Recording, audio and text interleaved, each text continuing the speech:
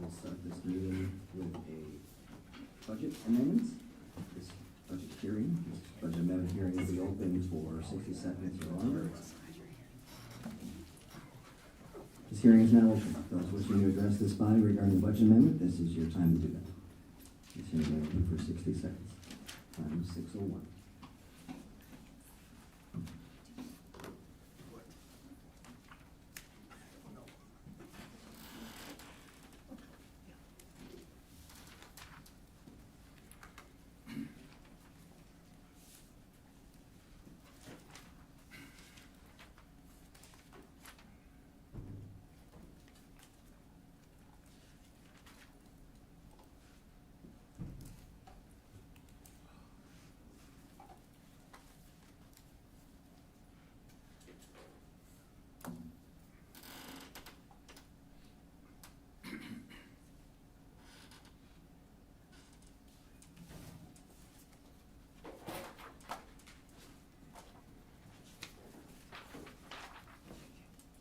All right, having seen no one, this hearing is now closed. We'll start with the Pledge of Allegiance.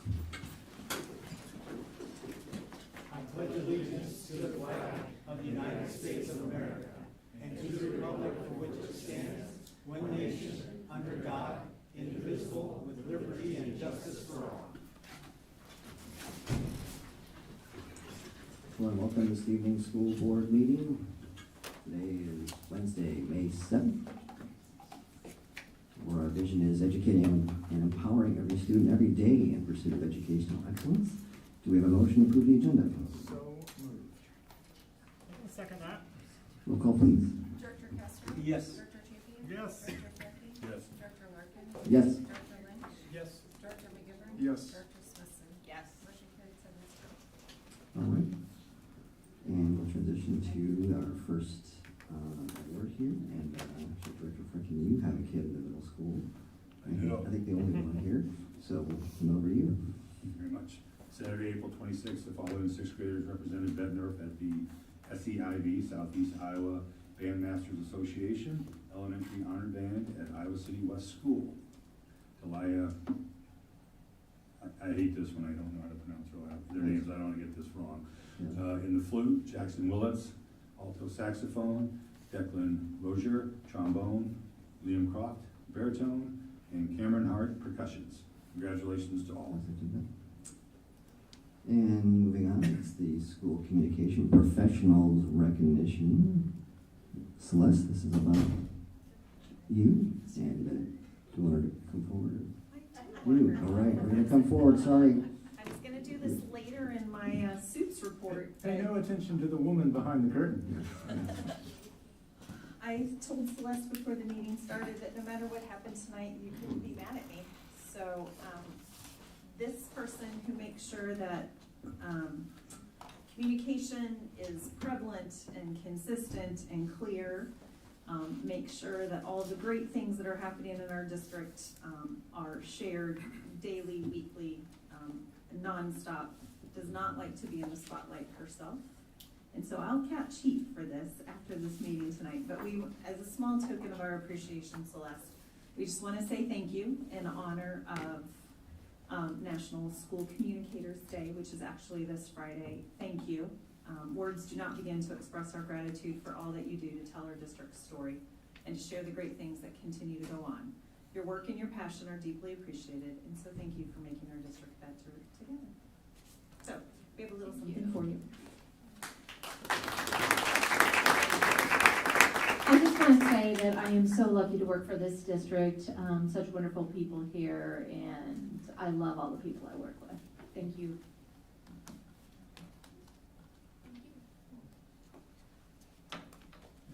Thank you, Celeste. Well deserved. All right, and the next one is recognition of ourselves for our volunteer service. Unlike other states, this is a volunteer job. We do this out of our passion and interest in the work. And so it is School District Board of Education Week. And thank you, everyone, of my fellow board members, for your time. Add a comment, I was gonna send an email today, and I just frankly ran out of time, but today is National School Nurse Day. And I just wanna bring the point of that, and there was a nice presentation at the city council meeting last night. To address that during this beginning session of the meeting. Well, and we have a little something to say thank you to all of you sitting at this table for all that you do. I think IASB's theme for this year's board recognition, guiding light for student success, is very important. You serve as that guiding light for our district. And as a small token of our appreciation, we have little treats that are at your table tonight, and I will hand you a certificate. But we do, with all sincerity, thank you for your leadership, and thank you for all that you do for our district.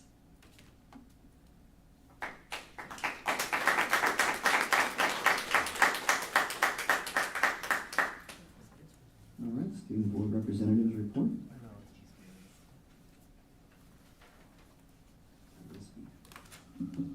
Good evening. Hello. This past Saturday, we hosted prom, and it was an absolute success.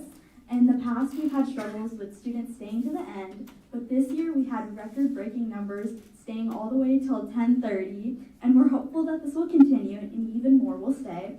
And next year, we also plan to change the venue to make prom feel even more enjoyable. And to achieve this new venue, the junior class is hosting a car wash at Power Wash next week on May 14th from 2 to 6 p.m. The car wash itself is free, but donations are highly encouraged. And they will be selling Krispy Kreme donuts there too if you're interested. Thank you. Thank you. Thank you. Thank you. All right. This is that portion of the meeting where those members of the audience wishing to address this body. This is your time to come forward. Please check in with the board secretary and keep your comments to 3 minutes. Any member wishing to address the audience, now's your time to do that. All right. Having seen no one, we'll transition to the PBA report. They're not here today. Today's report, yeah. Emily texted just a few minutes ago, their monthly membership meeting ended not too long ago from my understanding, and I'm looking at Sarah.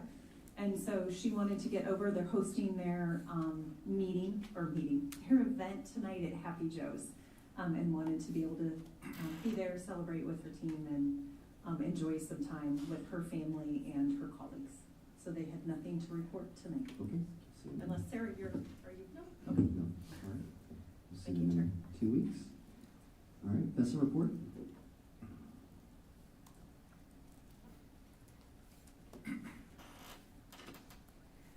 Good evening, everybody. ESSA will not hold a regular meeting this month until we're able to present a tentative agreement to our 2025 contract to our members. This process is a marathon, not a sprint, and we appreciate the patience of our members as we navigate this new process. We've learned a ton together as a team, and this process is a valuable tool to ensure all parties reach conclusions that we can feel good about. I'm going to approach shout-outs a little bit differently tonight. Instead of individual shout-outs, I'd like to talk about the great things that are happening here in our district. As the 2024-2025 school year begins to wind down, graduation's in 24 days, but who's counting? I am. Believe me, I am. The BCSD community has had many reasons to celebrate. Across the district, we've honored our students and staff in a multitude of meaningful ways, recognized the incredible effort, talent, and spirit they bring to our schools each day. From strong academic programs to a wide array of extracurricular opportunities, we truly have something for everyone, and the list of student highlights continues to grow as they find their niche and thrive. Our families and parent organizations have gone above and beyond to show appreciation for our staff, especially during Teacher and Staff Appreciation Week, reminding us of how vital community support is to our mission. On May 1st, BEA, BSSA, and BESA stood alongside BCSD staff, district leadership, and community members to advocate for the importance of strong public education, a powerful reflection of our shared values. So thank you so much to all who joined us on that very rainy little morning. This year has brought its share of ups and downs, but the resilience and positivity throughout the district have been inspiring. In a time when positive energy is so much more important than ever, I'm proud of all the good happening across BCSD. Thank you.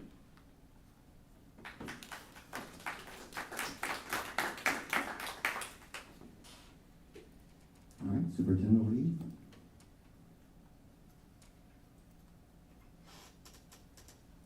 Sorry. No, it's okay. All right. In honor of the recognitions, as Melissa just indicated and others, we are celebrating our teachers and our incredible educators this week for Teacher Appreciation Week. We are blessed to have an incredibly talented and hardworking team of teachers, staff, and educators who are committed to the success of all of the students that they serve. I appreciate everything that they do each and every day. And as Melissa also shouted out, I also want to thank our PTAs and PTOs. The love that they have showed for all of our teachers and staff this week is incredible. I think there's been lunches and there's been treats and notes of appreciation. I believe one school today had a coffee cart, coffee truck there. Just their creativity, but their willingness as volunteers to go above and beyond to show our staff how much they appreciate them is greatly appreciated by myself and other leaders in our district. So thank you to our incredible team out there for what they do every day. It's not easy work, but they are so appreciated. As Director Champion alluded, it is National School Nurse Day today, and we are lucky. We have a great group of talented school nurses. Their care and compassion that they show their students' families, and their own colleagues is commendable and something to aspire to. And last Friday was Nutrition Services Professional Day. Our team that works tirelessly to ensure that all of our students are fed twice a day, breakfast and lunch. They're an integral part of our team, and I want to personally thank them for all of their efforts. Next, I'd like to introduce three people to our board. I have the privilege, I'm going to invite all three of them to come up. Mr. Martin, Ms. Burchard, and Ms. Graff, could you please come up to the podium? So Scott Martin is one of our newest additions. He started last Monday as our Director of Operations and comes to us with a tremendous amount of experience in this role. He had served in Davenport Community School District for 6 years, I believe, and then ended up in Indianapolis working in that school district as their Director of Operations, but obviously in a much larger capacity. And decided to come back to Iowa, and we benefited from that relocation. So we're excited to have Scott join us. I'm gonna get through all three, and then I just wanna ask questions. Standing right next to him is Ms. Heidi Burchard. She will be our principal, beginning the 25-26 school year at Neil Armstrong. She comes to us from Davenport, is currently serving as a teacher in charge, I think the old name's Sam. From what her current principal said is, she is my go-to, she's my right, my left. If anything needs to get done, I go to Heidi, and it's done exceptionally well. So has an extensive background in instructional leadership, but also in cultivating a positive school climate and culture and supporting students, not only their academic needs, but their social and emotional needs. Standing right next to her is Stephanie Grapp. She too is joining us from Davenport. She will serve as the new principal at Grantwood Elementary School for the 25-26 school year. She comes with an extensive background in literacy. She's currently one of the district's literacy specialists. Has served in other capacities, I believe instructional coach, if I remember, and classroom teacher. Teacher in charge and literacy coach. There we go. And so a multitude of roles that brings a wealth of background in instruction, but also in supporting students' overall social emotional health. Her references to came back, natural leader, always there to do what's best for students and staff. And so we are incredibly blessed to have these three members say yes to our team. And so let's welcome all three of them to our district. So welcome.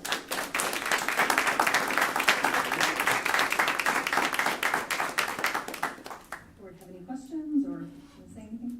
Just a comment, I have some friends that work in Davenport, and they've all said we've got some great new staff coming in, so thank you for joining us.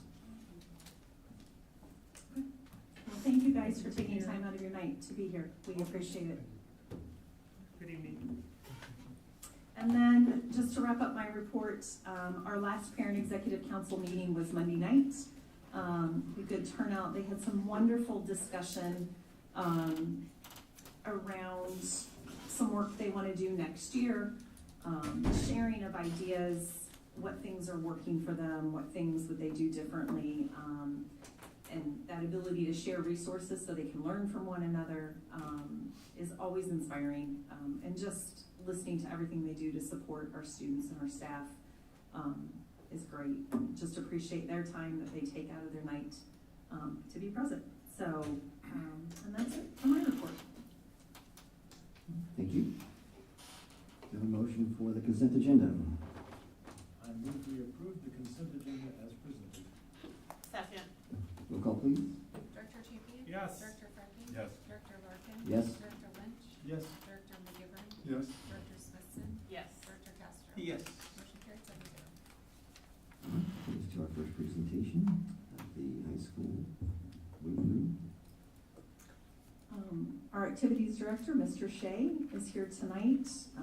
They've been requested that he provide an update. So the projects he's going to cover tonight are, I just want to clarify, and I think Zach, you will as well. Some of these projects tonight will be funded through our PEPL dollars, had been set aside in our 5-year deferred maintenance plan, and then a couple of these projects we are getting to do because of the tremendous generosity from Sue Quayle, who wanted to honor her son, who was a graduate of Bettendorf, and his close friend. I always say it wrong, Steve Lampy. Did I get it right this time, Director Castor, or Fricking? Yep. And so, if it wasn't for her generosity, we wouldn't be able to do 2 of the projects, or 3 of the projects actually. So, Mr. Shea, thanks for being here tonight to share with the board what the vision is and where we're going. Without question, what an exciting time for Bettendorf Athletics. I think first and foremost, I would just like to, I want to say thank you to Sue Quayle for her generous donation to create a lasting legacy for her sons Parker Quayle and Stephen Lampy. So I think that goes without being said, but I've not had the opportunity to get up in public and thank her personally, so I wanted to do that tonight. So I put this slide together so we can systematically and as detailed as you guys want me to get. I can try and get it as detailed as possible, but for organization standpoint, I put this together. So we got the scoreboard up first. If you could go to the next slide there. Thank you, Celeste. So as you can see, the scoreboard, very dynamic. It's got the truss over the top with, the name of our stadium, and then it's got our Bett logo underneath that. So it's going to be a video board. If you could go to the next The next slide kind of shows it on the field. And you can see at the bottom there, there's 4 opportunities for corporate sponsors. So that's a way for us to generate some income over the next 5 to 10 years. And that's something that we can work over and through here the next few months. But you can see Stephen and Parker, their memory is right there in the middle. So they have a plaque in the middle of that scoreboard so they can be recognized. Celeste, if you go to the next scoreboard, we can get into some more details. So the height of the scoreboard is 17 feet high. It's 32 feet wide, and it's about 12 feet in depth. The panorama view football scoreboard, that's basically the video board. So when you're walking down the hill, it's going to be dynamic, and it's going to light that stadium up. When I got here 5 years ago, because these vendors come through all the time, so we had Score Vision come through and quoted us on this, and then Daktronics. So we are currently Daktronics. Daktronics is at the University of Iowa. It's at Iowa State. It's probably the leading scoreboard company in the country. So they would tell me that I think our scoreboard is about 30 years old.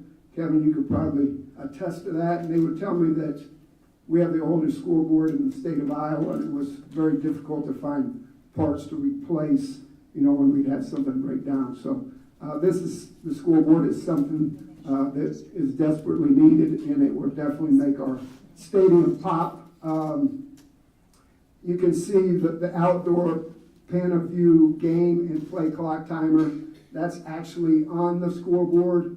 We're getting new play clocks, so that the play clocks are the 2 clocks at the end of the field that keep, for the quarterback to get the snap off. The 25-second play clock and the 40-second play clock will be brand new as well. And then at the bottom there, there's a 1-year subscription to DAC Classroom. So our setup of our current scoreboard, you have the scoreboard operator, you have the timing operator, and then you need a play clock operator.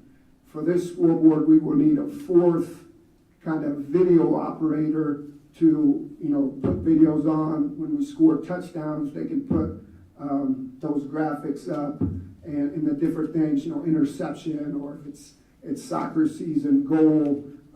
So there's a class, they give you a subscription to a class so that we can teach, whether it's students or adults, to be able to operate this scoreboard during our games and our contests.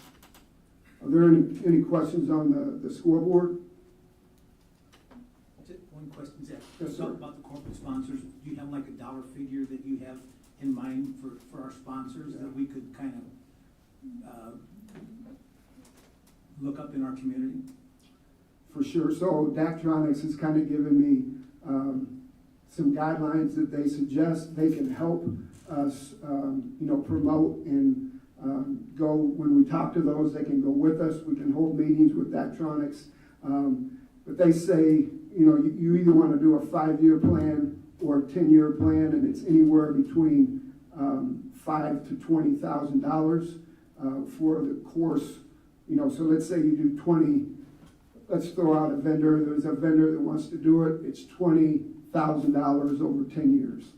And if you get 4 of those, obviously you're generating a good amount of revenue. And that is how a lot of these schools pay for these scoreboards, is the marketing and then getting those corporate sponsors, and that's how they finance. And we probably did that with the current scoreboards that we have out there now. I think our former, what they would call poor vendor, helped pay for some of those. A follow-up, I assume that income would go into the activity fund? I mean, that's obviously a decision that we would, the superintendent would be involved in, and our financial director, but yeah. I don't know why it wouldn't, if they're corporate sponsors wanting their name on a football scoreboard, to help support the activities department. But we can look further into that when we have that scoreboard up operational and get those sponsors. I do want to say it says football a lot up there, but that's kind of how they market it, but, you know, it is a soccer scoreboard as well. You use track on there too, will it have timing and for track? So you can, now I'm gonna forget the system. So what the track timing system, you can run through the scoreboard and then it'll keep the live timing right up there so that fans and the student athletes can watch and keep track of it. Good question. Thank you, George. Okay, the next one is, the weight room. So I got two different diagrams here. Right here is more of the to scale look there. So let's start from the bottom and work our way up. So at the bottom of the weight room, so that's going to be the windows looking out to the football field.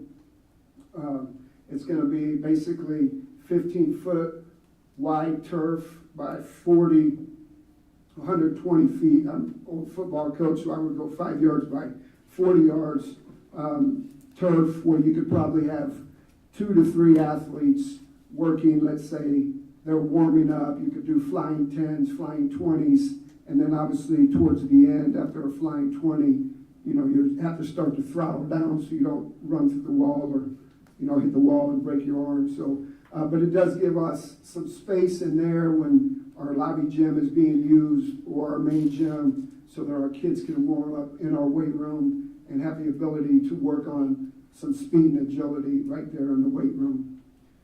Then when you get up to the racks, that's obviously the meat and potatoes of the weight room. So there's going to be 9 half racks that are double-sided. So that gives you 18. We currently have 10 racks in the weight room. So that will almost double the amount of, so let's say you're working in groups of 3 to 4.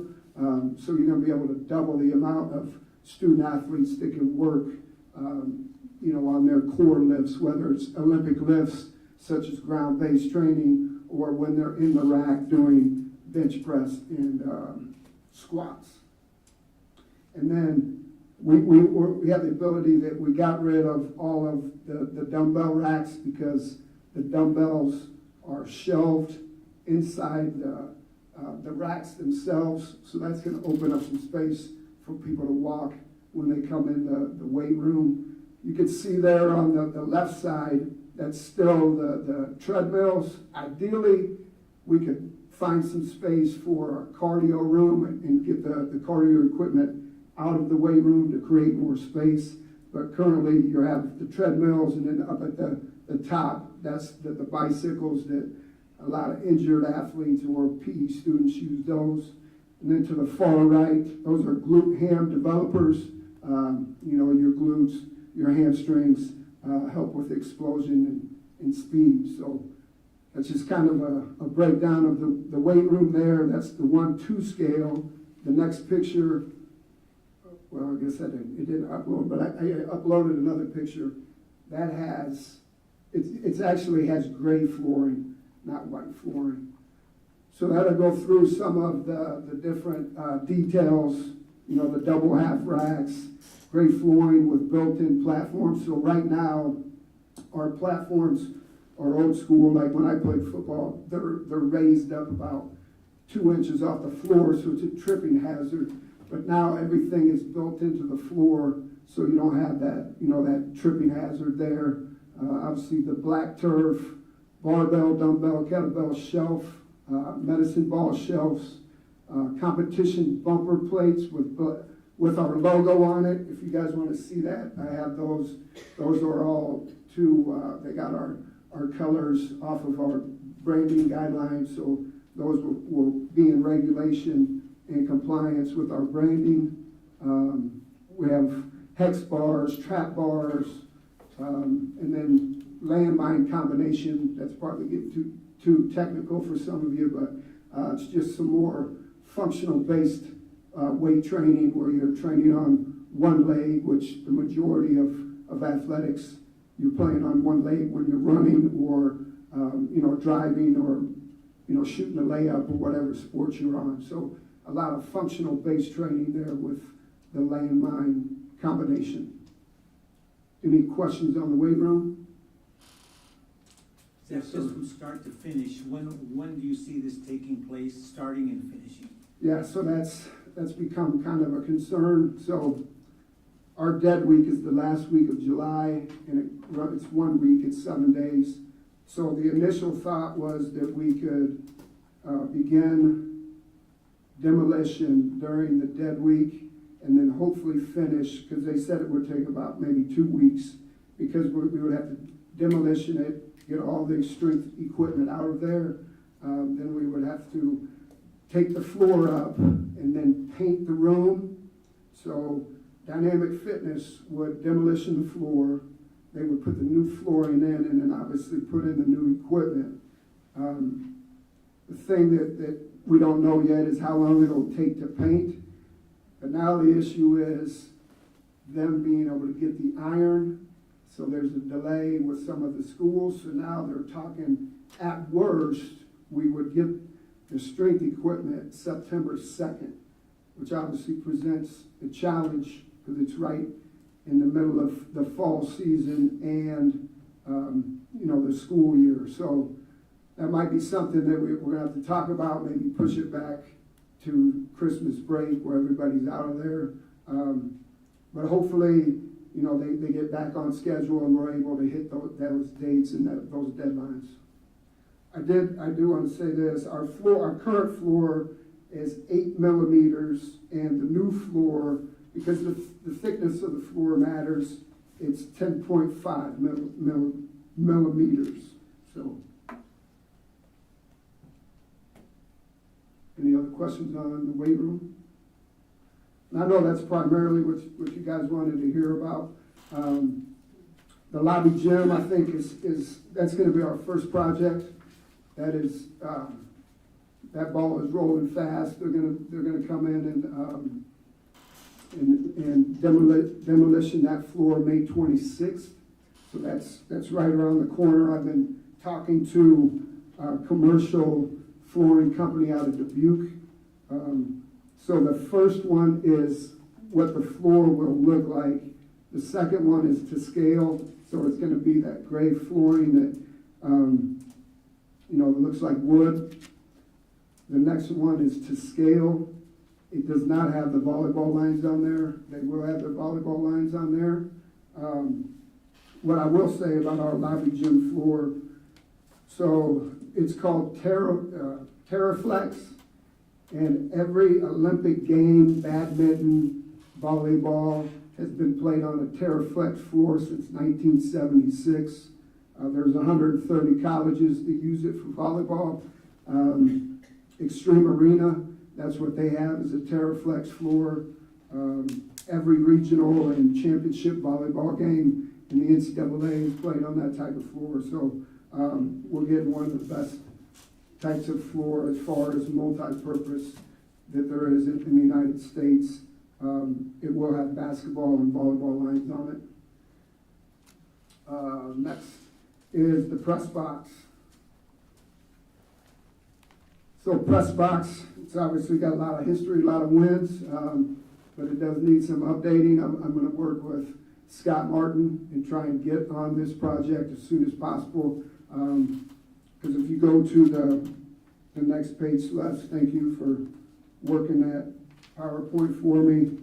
What I think it needs is siding, windows, carpet, countertops, and new furniture. And I think once you take all that siding off and take the carpet up, they might find a few more issues that need repaired. But I think those are really the 5 things that need updated in that press box, and then we'll make it, one of the best on our side of the state and in the state. And Zach, to clarify, the scoreboard, the weight room, and the press box are all the results of the generosity of Ms. Quayle, correct? Correct. Yep. So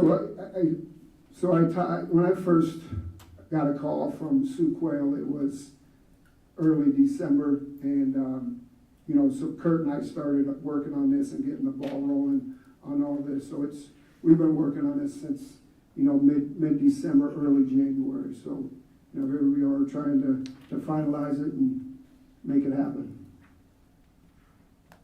Yes, sir. Zach, what's the longevity of that gym lobby floor? Because I know the one there's now just beyond. What do you think is the year longevity of that floor? So, the thickness of it, it's built to give on impact. It has a warranty. I would have to look up the warranty, but I know it was around, the longevity was around 30 years. The warranty obviously is not that long, but the floor will last for quite some time. And George Pastor, I believe I asked Kurt that question of when the lobby gym floor was, or auxiliary gym was done before. I think it's at least 20, if not a little bit over 20 years. I see, at least, yeah. I think it's the original floor. Since when the school opened, I thought, yeah. It's the floor. Yeah. 30 years ago we played. The whole I would say It's probably. like So 50 then it's years. longer than I think I got skid marks on that from when I was out. Anywhere to make it right.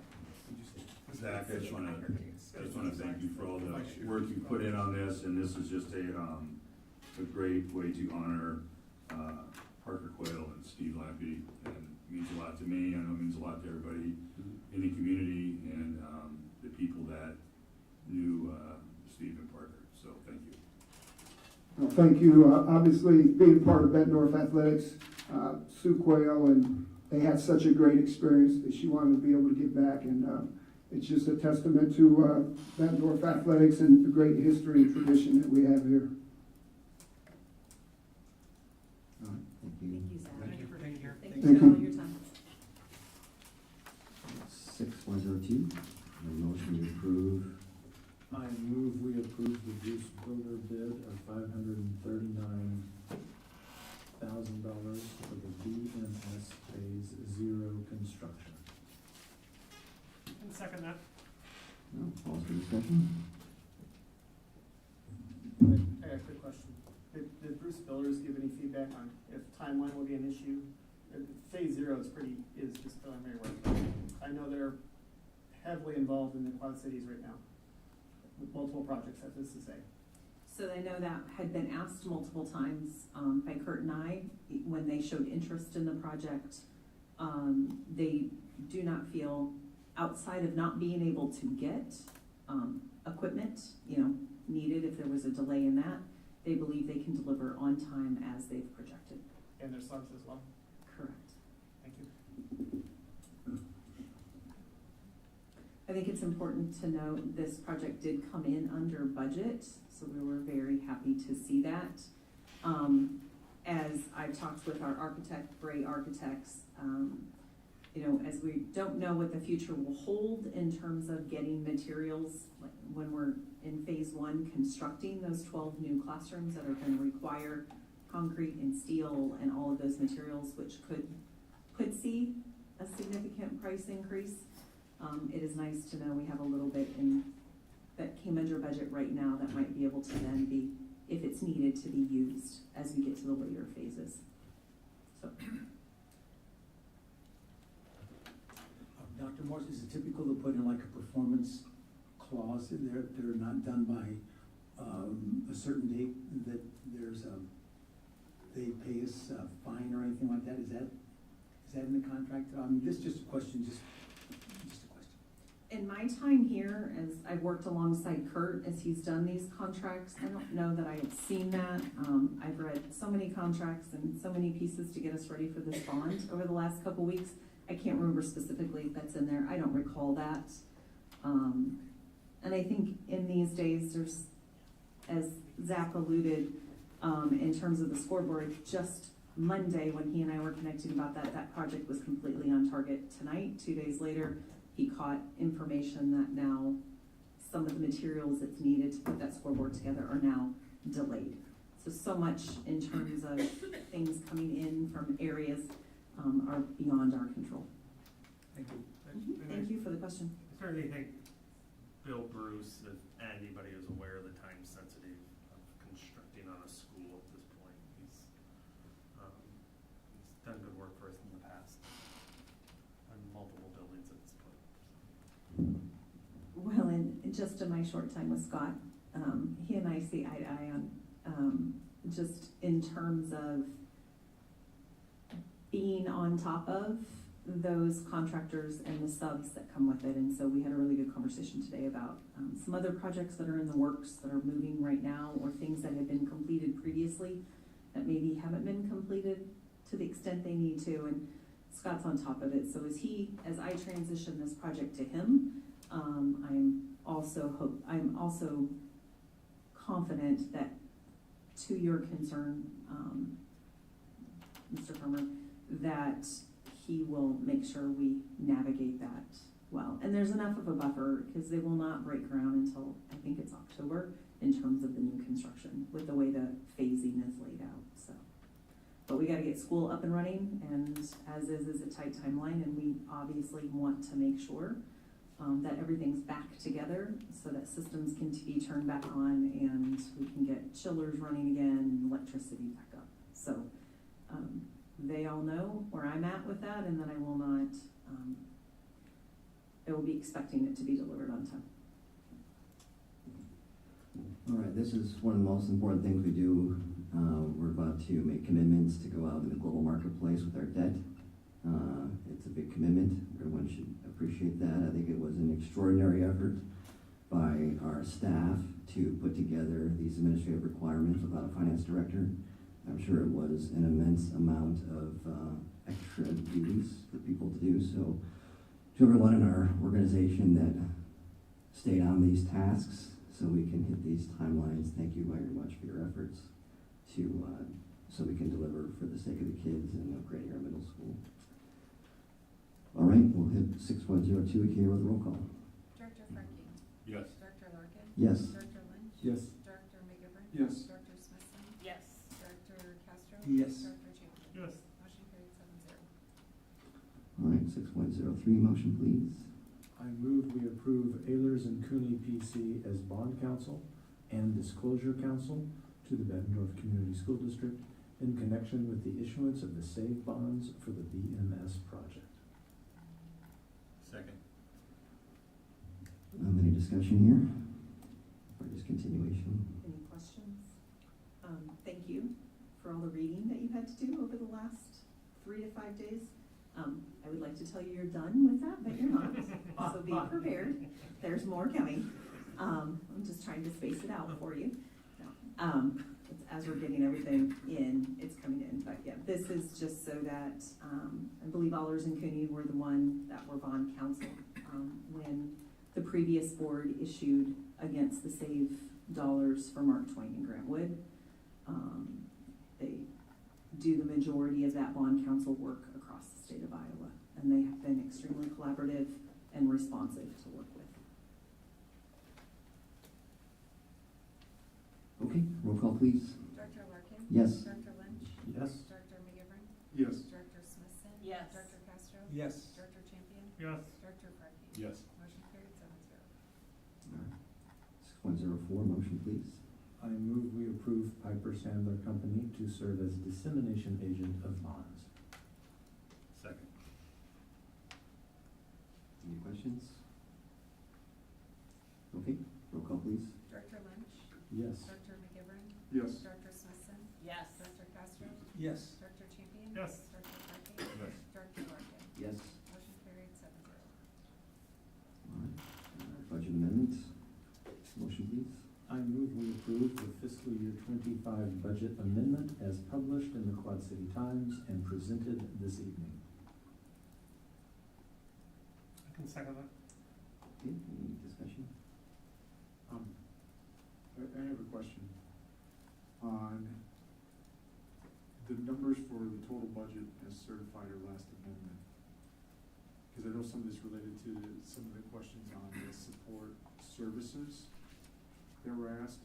I noticed the referenced dollar values were from the estimated 2025 last year as opposed to what was presented 2 weeks ago. That was when we were approving their 26 budget. Yes, you're correct. Okay. So, go ahead. Oh, yeah, that's what I guess I'm just trying to clarify, because there was a re-estimated on the 2025 when we approved for the 2026. but these numbers are referencing the other one, so I just wanna understand, cause I know I had some questions on those total support dollars. And when I look at, like, for instance, where it says total, for the 73,399 and the 78,899, what numbers would represent the 2025 then? Is it the one that was re-estimated last board meeting, or is it these ones that are referenced right now? So this budget amendment, I can tell you, was also Kurt and Lane worked on this, because of the reporting requirements in the newspaper with the no less than 10 days, but no more than 20 days. These numbers were loaded before we had finalized the budget that was presented, but typically your budget amendment, because your estimated 25 budget, fiscal year 25 budget, was what you certified with the state. So your typical process for an amendment, if you feel like your expenses have come in over what you estimated, remember, the budget you approved for fiscal year 26 is our best, I think David said it best last time we were together, our best estimate of what the revenues and expenditures are gonna be. Hopefully I captured that correctly. Yeah. And so this budget amendment was built off what was estimated to be the fiscal year 25 budget.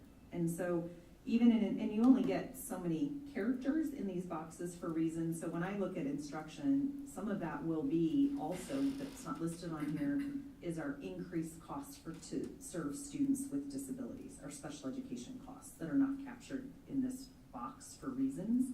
So when Kurt and Lane built this budget amendment to get it ready, to meet the statutory timelines, this would have been done off your estimated or approved fiscal year 25 budget. Which would have been literally A year ago. Correct. Almost a year to date. So the estimates may have already evolved, but those are just estimates, right? So the 25 estimates aren't reflected here at all. This is the 25 budget as approved a year ago and as corrected or amended tonight. Okay. And these are estimates, so we may or may not need the additional $500,000 in instruction, right? So, but we know we cannot spend more than what had been approved by the board and by the state. And so at this point, you have till May 30th to file a budget amendment to say costs unexpectedly came in higher. And this is a common thing. I don't know of a district that does not do a budget amendment on an annual basis. This is not uncommon for districts. It is commonplace. Most government entities, is it not? Yeah. Every government, I'll use the 99% rule. 99% of the governments in Iowa will do a budget amendment sometime through the year, most likely in May, in order to meet state law as far as approving the budget. You did see a re-estimate in 25 when you approved the 26 budget. Does it line up exactly with this? Maybe, maybe not, because of the turnover of staff, because of the timing of when the documents were prepared. Okay. This is our best estimate for to complete the fiscal year 25, the year that we're in right now. And so the recommendation is to amend the budget by $5.5 million of spending authority in order to wrap up the fiscal year. Sure. It does not create any more new revenue. It does not create any more property taxes. It does not create any more state aid. This is purely on the spending level to keep us compliant with the spending authority that is already been contracted for or obligated for in order to wrap us up for the year and not have us go over a line item budget for instruction or total support services or non-instructional programming. Okay, and I just want to be clear, I'm really asking just so I understand It's a great and question. bump this up against what we saw 2 weeks ago. So then you can probably help me out with this. So when I see the total support services line that goes from the 19.5 to the 23.5, that's what we would be submitting now as our current estimation on total support service cost in 2025. For fiscal 25, which ends in 2 months. As opposed to what was the value? Correct. I 2 would weeks say, ago. rather than a current estimation, I would say a current maximum we can spend.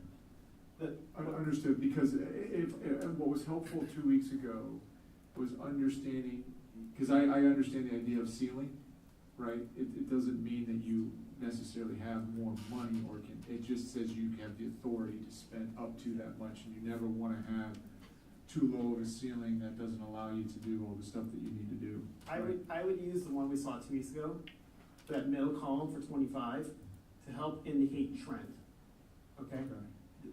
We know 24 actual, 25 estimate, 26 adoption, okay? And so, again, that middle column 25 is just to help provide trend information, context, while approving your 26 budget.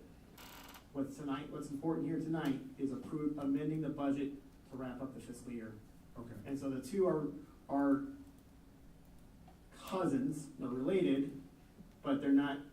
Tonight's holds authority for fiscal 25, last week's holds authority for fiscal 26. Yeah, got it, that was the 26. So then it's right to say then this total support services would be what is the official amount for Yes. our 25 estimation? Yes. Okay. Thank you. And I want to caution that word of official. So none of fiscal 25 will be official until the audit is complete and we have our audited actuals. So terminology I grew up with is these are our unaudited actuals until the audit is complete and squares up that. So, yes. And I may follow up, not Yeah, in here, absolutely. just with And some I offline wrote a questions, note, just I to want make sure I to understand. fill you in on something too. So, Okay. perfect, great. Appreciate that. And I appreciate the questions. David, thank you very much. Excellent explanation. Okay, roll call. Director McGivern. Yes? Director Smithson. Yes. Director Castro. Yes. Director Champion. Yes. Director Frecking. Yes. Director Larkin. Yes. Director Lynch. Yes. Motion carried 7-0. First read of policies. Any discussion? Yes. I understand that state law would trump board policy if board policy were to deviate from state law, but I do not feel comfortable with a board policy that puts a powerless minority at risk of persecution. So I will not be able to support the 102 bills, policy changes when they come up for a vote in 2 weeks.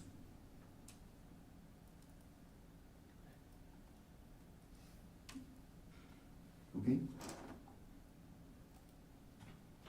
If I hear nothing else, we'll transition to 6.07. Do we have a motion? I will move that we approve the policies listed in 6.07 as presented. Second. Roll call. Director Smithson. Yes. Director Castro. Yes. Director Champion. Yes. Director Frecking. Yes. Director Larkin. Yes. Director Lynch. Yes. Director McGivern. Yes. Motion carried 7-0. All right. We'll go around the room here. Let's start with Director Lynch and go clockwise. Oh, you catch me off guard. Yeah. Welcome to our 3 new leaders. We're glad to have you aboard. That's all I've got. I attended Kim Freeman's retirement celebration at Hoover School last Wednesday. She's been in the district for 30-plus years, and next year will be the first year that there won't be a Freeman in our district since 1964. As her father, Frank, was wrestling coach. He was my wrestling coach and my typing teacher, and they actually taught in the district together for 8 years. So I just wanted to give her a shout out and best of luck moving forward. And I also would like to congratulate Director Castro, who was recognized by the Illinois-Iowa Council of Boy Scouts. We were the 2025 Albert Fretwell Outstanding Education Award winner for his 50 years of teaching school and his service on the school board. This is a great honor, and congratulations. Well, thanks. Thank you. I know that this is a busy time of year for everyone and we're on a countdown. Just keep in mind there's only a few more weeks left as we race to the finish. I will pass, thank you. I just wanted to give a specific shout out to 2 Bettendorf athletes, wrestlers, TJ Kester and Jake Knight, competed in the U.S. Open freestyle tournament in Las Vegas, representing representing the club, but they're still Bettendorf Bulldogs. They were both individually in an over 130-man bracket, and it was U20, mind you, which means it wasn't just high schoolers, it was collegiate athletes also in those brackets. And they both made it to what is considered the blood round, which means they both made it to top 12, which is incredibly impressive and a heck of a representation of Bulldog wrestling. So I just want to give a big shout out to that because that was one heck of an effort. I had the pleasure of awarding the Bettendorf High School Legacy Hall Scholarship to Izzy Giza on senior night. The Legacy Hall Scholarship was started in 2023 by Bettendorf graduate Kimball Wells, who's gone on to do extremely well in his adventures. And he came to us in 2023, said he wanted to do something for the district, give back. So there are various coaches he wanted to go in on the formulation of this scholarship. So we did, and it's a 4-year scholarship, $5,000 a year for a total of $20,000, and it's renewable. And Kimball is going to be in town for an October class reunion. He's indicated he might want to do some more things, so this is a wonderful give back from one of our graduates, and it was an honor for me to give this award to Lizzie Giza. And I also attended Kim Freeman's retirement party. I've known her since she was about 10 when she was working at her mom's Peter Rabbit preschool. And she has a great way of working with kids, and I wish her well in her retirement. A superlative thank you to the Mark Twain PTA for putting together an incredible fun night last Friday. Look at phone calls to put an event like that together. I know my kid was gainfully employed for over 2.5 hours of action. And we raised a lot of money, really great turnout for the kids, and I really love it to see our facilities in use after hours. We have a tremendous amount of infrastructure here that is great when we can utilize it outside the school day and meaningful activities for the kids. So thank you, the Mark Twain PTA. Looking forward to next year already. All right, look at the calendar items. We'll see everyone back here in 2 weeks. And then it'll be our last one before graduation. On the calendar items, I'm looking forward to graduation. Do we know yet what the graduation date for next year will be? Do we know when we might have an idea? I think you just stressed our high school team out, but that's okay. No, I don't know right at the moment. Okay. We'll work through that. I'm guessing people will want to know. And I will also work with our high school team here in the next week to get a little more detail for you all, since we will be at a different venue. I do know they're still working with the venue because there's 2 graduations ahead of us, and they only let you on site at a certain time. Like, you can only get there so much earlier before we would start at 7:30. They're still working those details out, and as we have that information, we will make sure that gets to you all, where to park, what time to arrive, and when you arrive, where to go. There's zero pressure, it's gonna be fun. Great. Melissa does an outstanding job, It's gonna be fun. and I know it will be great. I'm looking forward to it. All right, do we have a motion to go to closed session? I move we enter into closed session pursuant to Iowa Code Section 21.5 Sub 1 Sub A. The board will meet in closed session to review or discuss records that are required or authorized by state or federal law to be kept confidential, or to be kept confidential as a condition for that governmental body's possession or continued receipt of federal funds. And Iowa Code 21.5 Sub 1 Sub I.